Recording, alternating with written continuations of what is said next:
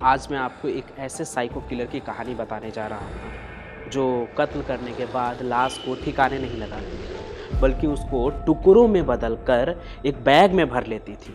फिर सिनेमा घर में जाकर फिल्म देखती थी और फिल्म देखने के दौरान उस लाश से भरी बैग को अपने सीट के पास ही रखती थी।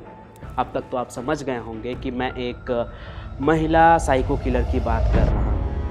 वो महिला एक सीरियल किलर थी जो पूरे कत्ल की वारदात को अपने 2 बेटियों के साथ अंजाम देती थी। और जब आप इस कत्ल करने की वजह के बारे में जानेंगे तो आपके होश उड़ जाएंगे कि कोई बस इतनी छोटी सी चीज़ के लिए किसी का कत्ल कैसे कर सकता है।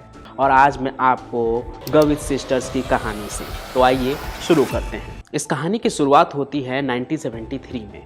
अंजना बाई अपने एक आशिक के साथ भागकर पुणे आती है, जहाँ पर वो एक बच्ची को जन्म देती है जिसका नाम रेणुका होता है।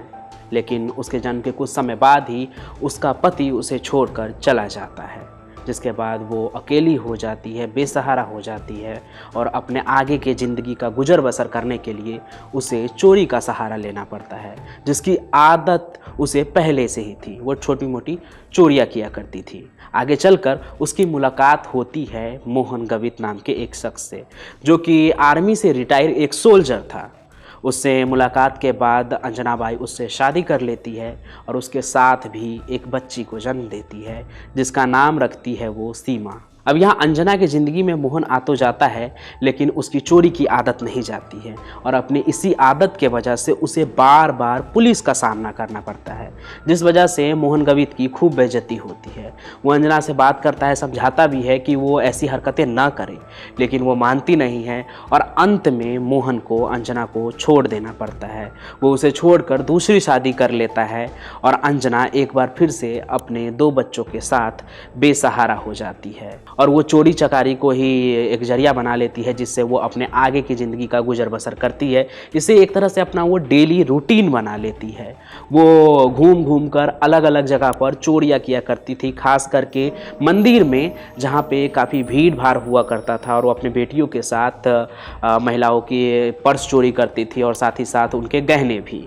अब उनकी जो ये चोरी की आदत होती है, मामूली सी चोरी की आदत, वो आगे चलकर एक ऐसा टर्न ले लेता है जिसके बारे में अभी मैं बताऊंगा आपको, तो आपके होश उड़ जाएंगे। होता ये है कि समय बीतता है और आ जाता है 1989। अंजना अपनी बड़ी बेटी रेणुका का पुणे में एक किरण सिंधे नाम के दर्जी से शादी करा देती है। और ये नाम आप याद रखिएगा, क्योंकि ये किरण सिंधे ही आगे जाकर इन लोगों के सारे राज से पर्दा उठाता है। खैर 1989 के बाद आता है 1990 और इस साल जो रेणुका होती है वो एक मंदिर में चोरी करने के दौरान पकड़ी जाती है। खूब हो हल्ला होता है, यहाँ तक कि पुलिस को बुलाने की भी नौबत आती है। रेणुका इतने टेंशन में आ जाती है कि कहीं उसे पुलिस पकड़ ना ले, और इसी टेंशन में वो बोल देती है कि मैं यहाँ मंदिर में अपने बेटे के साथ आई हूँ, और एक माँ जिसके गोद में उसका बेटा हो वो भला चोरी कर सकती है क्या। उसका ये इमोशनल डायलॉग जो होता है वो काम आ जाता है और जो लोग होते हैं वो ये मान लेते हैं कि उसने चोरी नहीं की है। यहाँ पर रेणुका जो होती है वो चोरी भी करती है, चोरी के इल्ज़ाम से भी बच जाती है और वापस घर भी आ जाती है। यहाँ से उसके दिमाग में एक तरह से एक शैतानी हंसी आती है कि वो सब कुछ करने के बाद भी बच गई। इस पूरे आप बीती को वो जाकर अपने माँ और छोटी बहन को बताती है और यहाँ से वो एक खतरनाक साजिश को अंजाम देने की प्लानिंग करना शुरू कर देते हैं। वो सोचते हैं कि आगे की चोरी करने के लिए वो बच्चों का इस्तेमाल करेंगे, यानी कि जब कभी भी वो चोरी के दौरान पकड़े जाएंगे तो वो बच्चे की सहायता लेंगे, एक तरह से उसे डिस्ट्रैक्शन की तरह यूज करेंगे ताकि वो उस पूरे चोरी से बचकर निकल जाए और किसी के हाथ ना आए। और अपने इसी प्लान को अंजाम देने के लिए वो मुंबई, नासिक, कोल्हापुर और पुणे जैसे भीड़ भाड़ वाले जगह से बच्चों को किडनैप करना शुरू कर देती है। और वो ऐसे बच्चों को टारगेट करती है जिसके आगे पीछे कोई ना हो, और अगर उसका कोई परिवार वाला भी हो तो उसकी इतनी पहुंच नहीं हो जिससे कि वो पुलिस तक पहुंचे और अपने बच्चे को ढूंढने के लिए ज़्यादा कोशिश कर पाए। और इसी कड़ी में वो सबसे पहले जिस बच्चे को किडनैप करती है वो भिखारी का बच्चा होता है। उसे वो संतोष नाम देती है, जिसके जरिए न जाने वो कितने ही चोरी करते हैं, कितने ही पैसे इधर उधर से चुराते हैं। लेकिन एक बार एक मंदिर में जब वो चोरी को अंजाम दे रहे होते हैं तो जो अंजना बाई की बेटियां होती है वो पकड़ी जाती है। उस वक्त जो संतोष होता है वो बच्चा वो अंजना बाई के हाथ में होता है। जब उनकी बेटी लोगों के पकड़ में आ जाती है और पुलिस को बुलाने की तैयारी होती है, तो अंजना बाई क्या करती है, संतोष को अपने गोद से ज़ोर से ज़मीन पर पटक देती है, जिससे संतोष ज़ोर ज़ोर से रोने लगता है और सभी लोगों का ध्यान उनकी बेटियों से हटकर बच्चे की आवाज़ पर आ जाती है। इसी का फ़ायदा उठाकर वो संतोष के साथ वहाँ से भाग निकलते हैं, लेकिन संतोष काफ़ी ज़ोर से नीचे गिरा था, जिस वजह से उसे काफ़ी चोट आई थी और वो लगातार रोए जा रहा था, चुप ही नहीं हो रहा था, जिससे अंजना बाई और उनके बेटियों को ऐसा लगा कि उसके रोने की आवाज़ से कहीं वो पकड़े ना जाएं।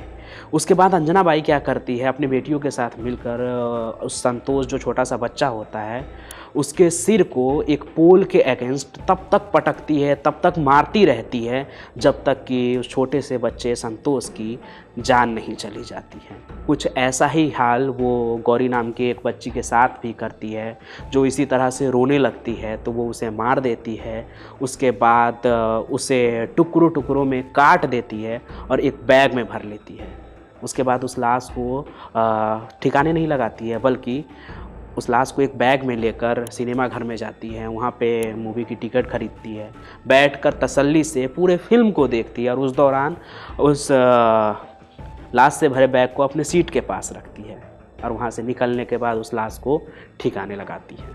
1990 से लेकर 1996 तक वो लगभग 40 बच्चों के साथ ऐसा करते हैं, चोरी में उनकी मदद लेते हैं और फिर उसे मारकर उसके लाश से छुटकारा पा लेते हैं और फिर आगे चोरी की कोई नई प्लान बनाने लगते हैं। लेकिन इन सभी चीज़ों के दौरान अभी भी अंजना बाई के मन से जो उसका पति होता है मोहन, उसके लिए बदले की भावना गई नहीं थी।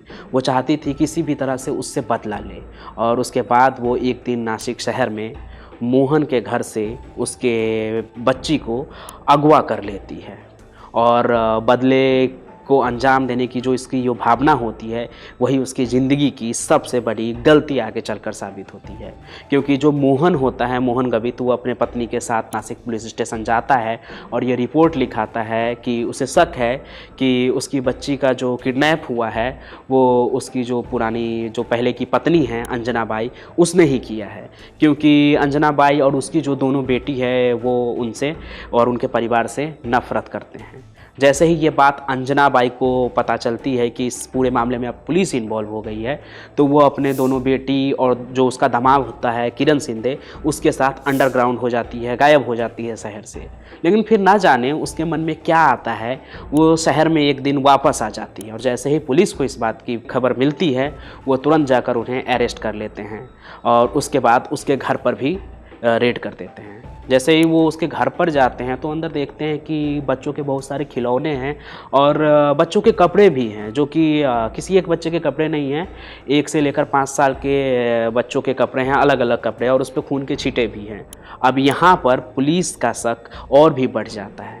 उसके बाद पूछताछ शुरू होती है उन तीनों माँ बेटी से और अलग से किरण शिंदे से भी, लेकिन यहाँ पर उन्हें कुछ भी खबर नहीं लगती है, क्योंकि जो ये तीनों होते हैं इतने मासूम बनते हैं पूछताछ के दौरान और इस तरह से अनजान बनते हैं जैसे कि उन्हें कुछ पता ही नहीं होता है। लेकिन जैसे ही पुलिस सख्ती दिखाती है तो जो छोटी बेटी होती है अंजना बाई की, वो अपना जो उसका सब्र का बांध होता है वो टूट जाता है और वो इस बात को कबूल लेती है कि मोहन गवित की और जो उसकी दूसरी बीबी की जो बच्ची होती है 9 साल की क्रांति, उसको उन्होंने ही किडनैप किया था और उसके बाद उसका कत्ल कर दिया और पुणे के एक ईख के खेत में ले जाकर दफना दिया। और ये सब उसने अपनी माँ के कहने पर किया ताकि उसका बदला पूरा हो सके। अब यहाँ पर पुलिस ने क्रांति का केस तो क्रैक कर लिया था, लेकिन अब भी उनके दिमाग में वो सवाल घूम रहा था कि आखिर जो उनके घर से कपड़े मिले हैं वो किसके हैं, क्योंकि वो कपड़े किसी एक बच्चे के थे नहीं, अलग अलग उम्र के बच्चों के थे, तो वो कपड़े आखिर है किसके। इन्हीं सब सवालों का जवाब ढूंढने के लिए इस पूरे छानबीन में सीआईडी भी इन्वॉल्व होती है, खूब छानबीन होती है और आगे चलकर जो किरण शिंदे होता है अंजना बाई का दामाद, वो इस पूरे केस में टर्निंग पॉइंट बनकर सामने आता है, जिसके बारे में मैंने पहले भी बताया था कि ये नाम याद रखिएगा। किरण इस पूरे मामले में बताता है कि कैसे जो अंजना बाई है और उनको दोनों बेटी मिलकर कैसे क्या करते थे, और उसने ये भी बताया कि वो लाश को ठिकाने लगाने में उनकी मदद किया करता था। लेकिन जिस तरह से उसने पुलिस की हेल्प की और एक तरह से सरकारी गवाह बना इस पूरे मामले में, उसे देखते हुए और उसके सहयोग को देखते हुए आगे चलकर कोर्ट से उसे माफ़ी मिल जाती है।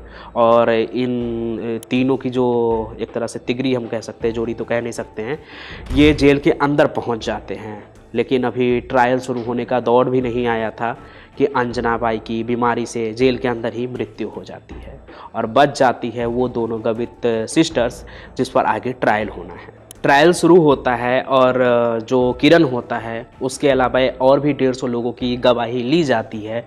और 2001 में पूरे मामले में जो भी सबूत होते हैं उसे देखते हुए दोनों जो बहनें होती हैं गवित सिस्टर्स, उसको फांसी की सज़ा सुना दी जाती है, जो आगे चलकर बार बार अपील भी होता है हाई कोर्ट में और उसके बाद सुप्रीम कोर्ट में। हर जगह इस सज़ा को बरकरार रखा जाता है, जिसके बाद उन दोनों बहनों के पास एक रास्ता बचता है जो कि राष्ट्रपति से उन्हें माफ़ी मिल सके। वो वहाँ भी गुहार लगाती है कि उसके सजाए मौत से उसको माफ़ी मिले। लेकिन काफ़ी लंबे समय के इंतज़ार के बाद जवाब ना में मिलता है और उनके मौत के सज़ा को बरकरार रखा जाता है। फिर दोनों जो गवित सिस्टर्स होती है वो अपने वकील के ज़रिए मुंबई हाई कोर्ट में एक अजीब सी रिक्वेस्ट करती है कि उन्हें जो मौत की सज़ा मिली है उसे बदल कर आजीवन कारावास दे दिया जाए। और इसके पीछे तर्क वो ये देती है कि जब उन्होंने राष्ट्रपति से दया याचिका की गुहार लगाई थी तब वो मामला काफ़ी लंबा खिंच जाता है और उस दौरान वो हमेशा इंतज़ार करती थी कि कब उन्हें माफ़ी मिलेगी, लेकिन उन्हें माफ़ी मिलती नहीं है अंततः। और इस दौरान वो मौत के साए में जी रहे थे। उसे हर रोज़ ऐसा लग रहा था कि अब उनका मौत आने वाला है। वो मानसिक पीड़ा से गुजर रही थी। तो ये मामला भी जो मुंबई हाई कोर्ट में काफ़ी लंबे समय तक चलता है और अंत में 2022 में जनवरी पिछले साल में मुंबई हाई कोर्ट उनके मानसिक पीड़ा को ध्यान में रखते हुए उनके रिक्वेस्ट को मान लेती है और उसे आजीवन कारावास दे दिया जाता है सजाए मौत के बदले। और अब ये जो दोनों बहनें हैं गवित सिस्टर्स, वो जेल के अंदर है, अपने किए की सज़ा झेल रही है। आज के गवित सिस्टर्स की इस कहानी में बस इतना ही। इस पूरे मामले में आपको क्या लगता है, आप क्या सोचते हैं, वो हमें कमेंट ज़रूर करें। मिलेंगे फिर, तब तक के लिए धन्यवाद।